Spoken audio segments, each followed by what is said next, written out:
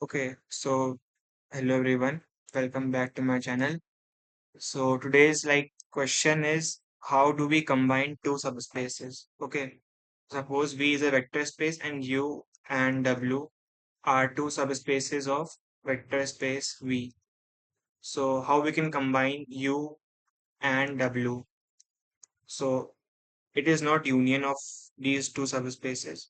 It is something else. Okay. So first let's recall what is a subspace. So assume V is a vector space and W is a subset of V. Okay. So when W will be a subspace. So the first requirement is what? Zero vector should be in W. And second requirement is what? If X and Y belongs to W, this would imply X plus Y is in W. And the third requirement is if X belongs to W, then uh, then any scalar say A into X belongs to W. Okay, what is that into operation? Okay, so remember whenever we define a vector space, we need two operation, that is addition and multiplication. So we are talking about this operation, which is the second operation defined in that vector space. Okay, so ये तीन condition we need to fulfill. What is zero vector? And addition should be means W should be closed with respect to addition of two vectors. And third is if we multiply any vector which is in W, the resulting vector should also be in W. Okay. But if we talk about union, okay, suppose U and W are two subspaces of V. So what is union of their subspace? Is it a subspace? U union W subspace. So the answer is not always. And in more general sense, no. This is not a subspace. Why? See, subspace होने के लिए तीन requirement चाहिए, एक, दो, तीन. Okay, सो union में अगर देखिए यू और वी सबस्पेस हैं, सो यू में भी जीरो वेक्टर है, डब्ल्यू में भी जीरो वेक्टर है, सो जीरो वेक्टर उनकी यूनियन में भी होगा, सो ये कंडीशन सेटिस्फाई हो जाएगी. एंड सेकेंडली अगर मान लो एक्स यू यूनियन डब्ल्यू में है, तो उसका स्केलर मल्टीप्लिकेशन मतलब ए डॉट एक्स भी यू यूनियन डब्ल्यू में हो गई हो. ये ट्रू है कि यू डब्ल्यू सब स्पेस है. बट दिक्कत कहाँ आती है जब हम दो वेक्टर्स लेते हैं एक्स और वाई डब्ल्यू के. तो जरूरी नहीं है कि हम दो वेक्टर्स यहाँ से लें, मतलब इस वाले सब स्पेस मतलब इस वाले सेट से U union W. So X plus Y need not belong in this set. Okay, so for example अगर हम लेते हैं सब अगर हम वेक्टर स्पेस ले रहे हैं 2 × 2 matrices over R. Okay, this is R vector space. So operation क्या होगा इस पे ये भी डिफाइन कर देते हैं to be more precise. Operation is plus and dot, जहाँ पर ये मैट्रिसेस का एडिशन है एंड ये मैट्रिक्स का मल्टीप्लिकेशन है. So this is a vector space है. ओके, एंड अगर हम लोग इसके दो सब स्पेस ले लेते हैं जैसे कि डायगोनल मैट्रिसेस का कलेक्शन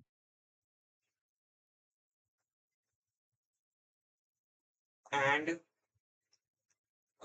से कांस्टेंट मैट्रिसेस. ओके, सो ये दो अलग अलग सब स्पेस हैं इस वेक्टर स्पेस के. सो इस कलेक्शन को बोल देते हैं यू या फिर वी कह देते हैं. for time being we will say this is V. Okay, so इसको V, इसको W बोल देते हैं. Okay, so V comma W are subspaces. ये आप चेक कर सकते हैं why they are subspaces. Okay, but अगर हम V यूनियन W की बात करें, V यूनियन W, तो ये सबस्पेस नहीं होगा. क्यों नहीं होगा? तो सपोज हम एक एलिमेंट ले लेते हैं V में से. ठीक है, से V क्या है, डायगोनल मैट्रिसेस हैं, तो से 1 comma minus this belongs to V. And एक Y ले लेते हैं W से 3 3 3 3. So this belongs to W, की ये कांस्टेंट मैट्रिक्स है. ठीक है, सो x V में है, y W में है, तो x comma y V union W में होगा. ये भी ट्रू है. ठीक है, सब स्पेस होने के लिए x प्लस वाई को उसके अंदर आना चाहिए. हाँ, this should belong in this set. Okay, so अगर हम x प्लस वाई को लिटरली ऐड करते हैं तो हमें क्या मिलेगा? 4 0 4 3 3 एंड -1. तो क्या ये एक डायगोनल मैट्रिक्स है? नो. क्या ये is it a constant matrix? No. So x plus Y is not in union of V union W. यहाँ पर एडिशन ऑफ वेक्टर्स फेल करेगा. ओके, बट एक नेचुरल वे है दो सब स्पेस को कंबाइन करने का. ओके, सो अगर मेरे पास टू सब स्पेसेस हैं W1 एंड W2, सो इनको कंबाइन करने का एक तरीका है कि W1 प्लस W2 कर दें. सो ये एक सब स्पेस होगा जो कि अभी हम प्रूफ करेंगे. और एक और कंडीशन होगी कि W1 भी इसके अंदर कंटेन होगा, W1 plus W2, and W2 भी W1 प्लस W2 के अंदर होगा. ओके, सो हम लोग कैसे इसको प्रूव कर सकते हैं कि ये एक सब स्पेस है?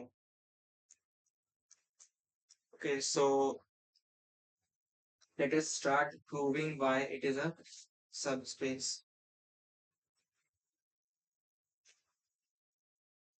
So let us see W1 and W2 are subspaces. Okay, तो पहले हम W1 प्लस W2 को डिफाइन कर देते हैं. तो इसमें वो सारे एलिमेंट्स आएंगे x plus y such that x is in W1 and y is in W2. So हम इस वाले सेट को ऐसे डिफाइन करते हैं. Okay, we define like this. अब बस क्वेश्चन ये है कि इसको सबस्पेस प्रूव करना है. ठीक है, अब आप ध्यान दीजिए, जो प्रॉपर्टी यूनियन में फेल हो रही थी, जैसे यूनियन में हमेशा ये बिलोंग करता है, ये भी होल्ड करता है, बट बस सिर्फ ये वाली कंडीशन जो है वो इसके अंदर नहीं आती है. बट अगर हम अपना सब स्पेस ऐसे डिफाइन करते हैं, सब ने भी डिफाइन किया नीचे, तो इसके अंदर ये तीनों चीज होल्ड करेंगी. कैसे हम प्रूव करते हैं अभी? Okay, so W1 W2 are subspaces, so 0 belongs to W1 and 0 belongs to W2, and 0 को हम लिख सकते हैं 0 प्लस 0. ठीक है, और जैसे हमने W1 प्लस W2 डिफाइन किया है, उसमें देखो पहला वेक्टर W1 से है एंड दूसरा वेक्टर W2 से है, ऐसे डिफाइन ही करते हैं. ओके, और हमने 0 को भी लिख दिया 0 प्लस 0, तो ये 0 है W1 से एंड ये 0 है W2 से. इसका मतलब हम 0 को इस फॉर्म में एक्सप्रेस कर पा रहे हैं. तो इसका मतलब 0 is in W1 plus W2. एक हो गया पूरा. अब सेकंड कंडीशन कैसे प्रूफ?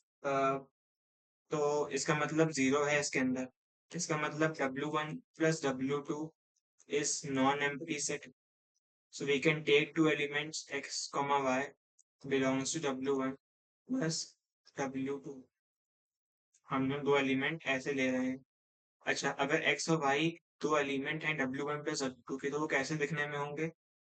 एक्स कुछ होगा small u1 plus small u2, and Y इस फॉर्म का होगा small v1 plus small v2, जहाँ पर u1 बिलोंग करेगा W1 में एंड u2 बिलोंग करेगा W2 में, एंड y के लिए v1 बिलोंग करेगा W1 में and v2 will belong to W2.